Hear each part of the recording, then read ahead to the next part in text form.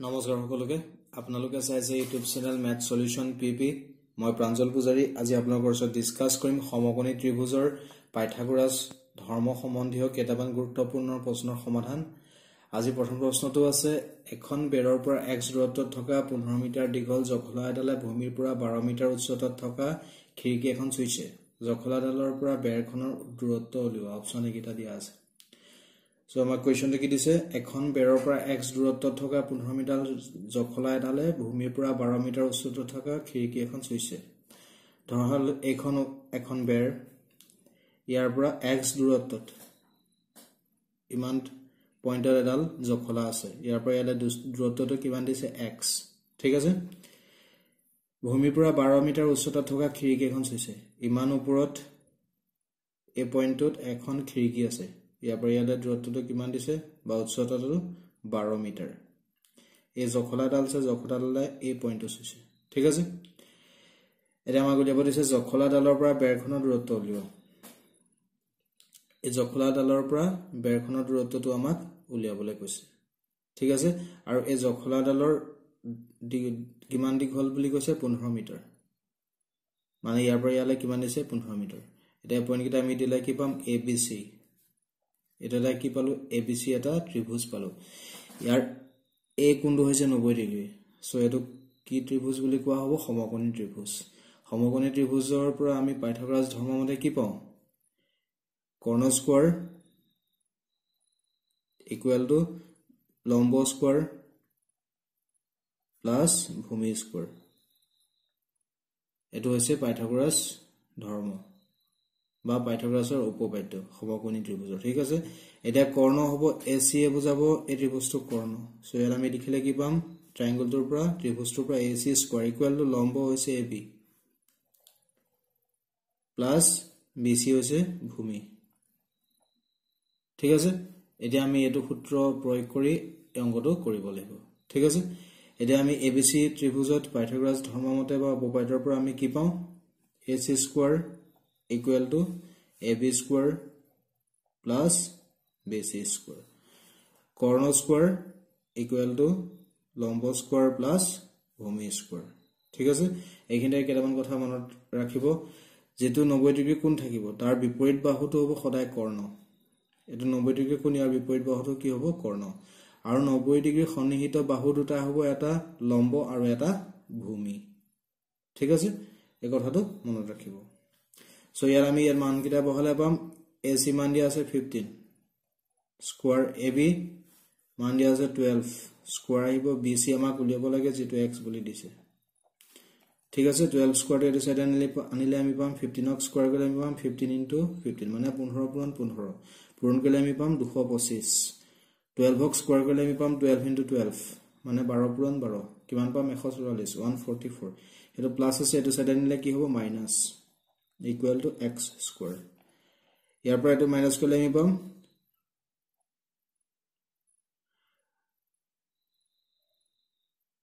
5 6 গলে 1 বৰাবৰ ইয়াৰ পৰা ইয়ালে 1 দেখা গলে 12 12 6 গলে 8 আমি পালো 81 x স্কয়াৰ আমাক গলে x লাগে স্কয়াৰ ডট আইলে আমি পাম ইফালে স্কয়াৰ ৰুট লাগি যাব 81 ৰ স্কয়াৰ ৰুট মানে বৰ্গমূল হৈছে 9 9 * 9 কি পাম আমি 81 গতিকে 81 ৰ বৰ্গমূল বাস ইংৰাজীত স্কয়াৰ ৰুট বুলি কয় কিমান হ'ব 9 সো ইয়াৰ পৰা ইয়ালে দূৰত্বটো আমি কিমান পালো 9 অপচন ইউনিটটো আহিব মিটাৰ কাৰণ ইয়াৰ ইউনিট কিটা মিটাৰত আছে ঠিক আছে সো ইয়াৰ শুদ্ধ উত্তৰ হ'ব অপচন এ 9 মিটাৰ জখলাডাল বেৰখনৰ পৰা কিমান দূৰত্বত আছে 9 মিটাৰ দূৰত্বত আছে 9 সেন্টিমিটাৰ দিলে ভুল হ'ব ঠিক আছে এটো হৈছে ইয়াৰ সমাধান নেক্সট প্ৰশ্নটোলৈ আহো নেক্সট প্ৰশ্নটো আছে এজোপা গছ মাটিৰ পৰা 5 মিটাৰ ওপৰত ভাগিল আৰু গছডালৰ আগ অংশই গছডালৰ গুৰিৰ পৰা 12 মিটাৰ দূৰত্বত থকা ভূমি স্পৰ্শ কৰিলে গছজোপাৰ প্ৰকৃত উচ্চতা কিমান আমাক কি দিছে কোৱেশ্চনটো এজোপা গছ আছিল সম্পূৰ্ণ গছজোপা মই এনেকৈ দেখাইছো এই ডটেড লাইনটো মই কেলে দিছো এইখিনিত গছজোপা ভাগিলে গছজোপা ক'ত ভাগিলে বুলি দিছে এজোপা গছ মাটিৰ পৰা 5 মিটাৰ ওপৰত এই মাটি আছে মাটিৰ পৰা 5 মিটাৰ ওপৰত মানে এটো পজিশনত ভাগিলে ইয়াৰ পৰা ইয়ালে দূৰত্বটো কিমান উচ্চতাটো 5 মিটাৰ ঠিক আছে এই ডটেড লাইন দিছো এইখিনিত গছজোপা ভাগিলে তাৰপৰা দিছে গছডালৰ আগ অংশই গছডালৰ গুৰিৰ পৰা 12 মিটাৰ দূৰত্বত ভূমি স্পৰ্শ কৰিলে এইটো পইণ্টত গছডাল ভাগিলে এই ভগা অংশটো 12 মিটাৰ আঁতৰত ভূমি স্পৰ্শ কৰিছে ইয়াৰ পৰা ইয়ালৈ দূৰত্বটো কিমান দিছে 12 মিটাৰ ঠিক আছে এই ভগা অংশটো গুৰিৰ পৰা 12 মিটাৰ আঁতৰত ভূমি স্পৰ্শ কৰিলে এইটো পইণ্টত স্পৰ্শ কৰিছে ইয়াৰ পৰা ইয়ালৈ দূৰত্ব দিছে 12 মিটাৰ ঠিক আছে গছজোপাৰ প্ৰকৃত উচ্চতা কিমান আমাক ইয়াৰ পৰা ইয়ালৈ উচ্চতাটো উলিয়াব কৈছে ঠিক আছে ইয়াৰ পৰা ইয়ালৈ উচ্চতাটো উলিয়াব কৈছে আমি এটা এইকণৰ উচ্চতাটো আমি জানো এইকণৰ উচ্চতা উলিয়াবলৈ হলে এইকণৰ উচ্চতা উলিয়াই দিলে হল কাৰণ এইকণ ভগা অংশটোৱে হয়নে নহয় ভগা অংশটোৱে মাটিত স্পৰ্শ কৰি লট এই ত্ৰিভুজটো উৎপন্ন কৰিছে ইয়াৰ এইটো 90 ডিগ্ৰী ইয়াৰ নাম কিটা দিলে পাম আমি এ বি সি আমি এটো ডি বুলি দিলো ঠিক আছে সো গছজোপাৰ প্ৰকৃত উচ্চতা কিমান বিডি ইয়াৰ পৰা ইয়ালৈ গছজোপাৰ প্ৰকৃত উচ্চতা বিডি যেটো আমি উলিয়াব লাগে এটা আমি যদি চাও বিডি ইকুৱেল টু কি পাম AB plus AD BD equal to AB plus AD ঠিক আছে এটা আমি এবি জানো এডি টো উলিয়াই দিলে হল এডি আৰু এসি সমান সো ইয়াটো আমি আগৰ দফাতে একে পাইথাগোৰাছ ধৰ্মমতে কি পাম কৰ্ণ স্কয়াৰ মানে এসি স্কয়াৰ ইকুৱেল টু লম্ব স্কয়াৰ মানে এবি স্কয়াৰ প্লাস ভূমি স্কয়াৰ মানে বিসি স্কয়াৰ ঠিক আছে ইয়াৰ মানকিটা আমি বহাই দিলে পাম এবি মান দি আছে 5 স্কয়াৰ প্লাস বিসি মান দি আছে 12 স্কয়াৰ 5 ক স্কয়াৰ কৰিলে আমি পাম 25 12 ক স্কয়াৰ কৰিলে পাম 144 প্লাস কৰিলে আমি পাম 169 আমাক এসি লাগে স্কয়াৰটো ৰাইলে এফালে কি হ'ব ৰুট ওভাৰ লাগিব ঠিক আছে 169 স্কয়াৰ ৰুট হৈছে 13 13 into 13 কিমান 169 so 169 এর বর্গমূল 13 so আমি এসি কি পালো 13 মানে এডিও কি হবে 13 হবে so গছৰ প্ৰকৃত উচ্চতা হ'ব ইয়াত বহাই দিলে আমি পাম এবি দিয়া আছে 5 প্লাস এডি পালো আমি এসি সৈতে সমান 13 প্লাস কৰিলে আমি পাম 18 ইউনিটটো আহিব মিটাৰ সেন্টিমিটাৰ নহয় ইউনিটটো কি হ'ব মিটাৰ কাৰণ ইয়াত ইউনিট দুটা মিটাৰত আছে ঠিক আছে so ইয়াৰ শুদ্ধ উত্তৰ হ'ব অপচন সি 18 মিটাৰ ইয়াৰ শুদ্ধ উত্তৰ ঠিক আছে এটা হৈছে ইয়াৰ সমাধান এটা 18 মিটাৰ দে 18 মিটাৰ এটা হৈছে ইয়াৰ সমাধান ঠিক আছে নেক্সট প্ৰশ্নটোলৈ আহো নেক্সট প্ৰশ্নটো আছে যদি এটা আয়তৰ দিক 40 সেন্টিমিটাৰ আৰু এডাল কৰ্ণৰ দিক 41 সেন্টিমিটাৰ হয় তেন্তে তাৰ পৰিসীমা উলিওৱা অপচন একেটা দিছে এটা আমাৰ আয়ত আছে আয়তৰ এটো আয়ত এবিসিডি মই নাম দি ললো দিগ কিমান দিছে 40 আৰু এডাল কৰ্ণ দিয়া আছে 41 ঠিক আছে এ পৰা সি কানেক্ট কৰিলে জয়েন কৰিলে আমি কি পাম এসি কৰ্ণলৈ পাম আৰু বি আৰু ডি জয়েন কৰিলে আমি বিডি আন এডাল কৰ্ণ পাম ঠিক আছে এটা আমাৰ কি উলিয়াব দিছে আয়তৰ পৰিসীমা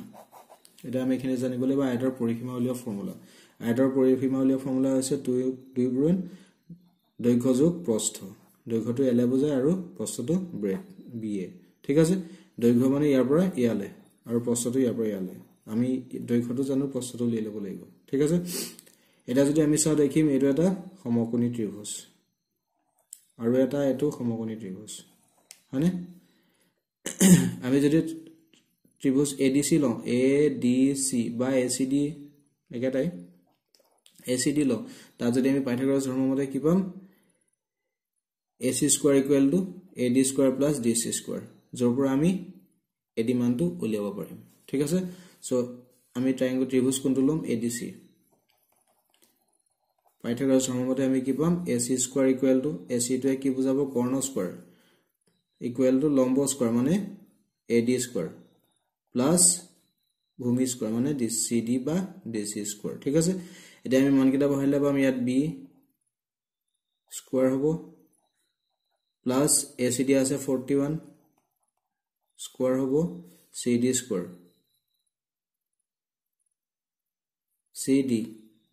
সিডি স্কয়াৰ মান দিয়া আছে 40 স্কয়াৰ আছে কাৰণে স্কয়াৰটো বহাই দিছো ঠিক আছে এটা আমি 41 স্কয়াৰ কৰিলে আমি পাম 1681 40 স্কয়াৰ কৰিলে আমি পাম 1600 যেটো এটো সাইড আনিলে মাইনাস হ'ব ইকুৱেল টু b স্কয়াৰ ঠিক আছে ইয়াৰ পৰা এটো মাইনাস কৰিলে আমি পাম 81 ইকুৱেল টু b স্কয়াৰ আমাক অকল b লাগে স্কয়াৰটো আনিলে এফালে ৰুট ওভাৰ লাগিব 81 স্কয়ার 9 9 into 9 কিমান 81 সো আমি b কি পালো 9 সো আমি পরিসীমা উলিয়াই দিব পাৰিম পৰিসীমা উলিয়াই ফৰ্মুলা এটো আছিল 2 into length plus breadth মানে 2 পূৰণ দৈৰ্ঘ্য যোগ প্ৰস্থ 2 পূৰণ দৈৰ্ঘ্য পালো আমি দিয়া আছে 40 প্লাস প্রস্থ পালো আমি 9 ঠিক আছে 2 into প্লাস করলে হবে 49 into করলে হবে 98 ইউনিট টু আহিব সেন্টিমিটার কারণ ইয়ার ইউনিট দুটা সেন্টিমিটার দিয়া আছে ঠিক আছে ইয়ার ইউনিট দুটা সেন্টিমিটার দিয়া আছে সো 98 সেন্টিমিটার পালো সো ইয়ার শুদ্ধ উত্তৰ অপশন এ 98 সেন্টিমিটাৰ ইয়াৰ শুদ্ধ উত্তৰ এটা হৈছে সমাধান